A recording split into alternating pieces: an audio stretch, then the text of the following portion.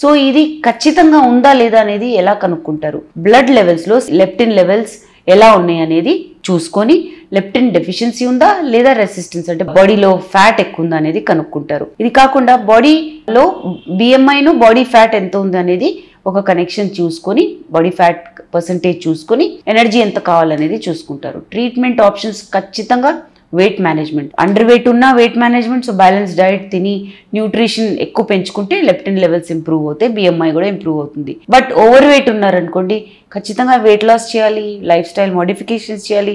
దీనివల్ల leptin sensitivity increase అవ్వడం వల్ల, బాగా అవ్వడం వల్ల రీప్రొడక్టివ్ ఫంక్షన్ అంటే సంతానలేమి సమస్య తగ్గడానికి ఛాన్సెస్ చాలా బాగుంటాయి. కానీ పుట్టుకతోటే ఈ లెప్టిన్ డెఫిషియన్సీ ఉందనుకోండి, అలాంటప్పుడు రీకాంబినెంట్ లెప్టిన్ థెరపీ అనేది ఇస్తారు. ఈ మెడికేషన్స్ ద్వారా నార్మల్ రీప్రొడక్టివ్ ఫంక్షన్ రావడానికి ఛాన్సెస్ చాలా బాగుంటాయి. తర్వాత హార్మోనల్ థెరపీ చాలా ఇంపార్టెంట్. అంటే ఈస్ట్రోజన్ ప్రొజెస్ట్రాన్ విడుదలవో అన్నాను కదండి, ఇవి కూడా ఎక్స్టర్నల్ గా ఇంజెక్షన్స్ టాబ్లెట్స్ ద్వారా ఇస్తే కూడా పీరియడ్స్ రెగ్యులర్ గా అయ్యి ప్రెగ్నెన్సీ వచ్చే అవకాశాలు ఉంటాయి. వీటన్నిటితో రెస్పాన్స్ లేదు, ప్రెగ్నెన్సీ రావట్లేదంటే of course ART assisted reproductive technologies, IVF, ICSI ద్వారా కూడా మీరు తప్పకుండా ప్రెగ్నెన్సీ ట్రై చేయొచ్చు.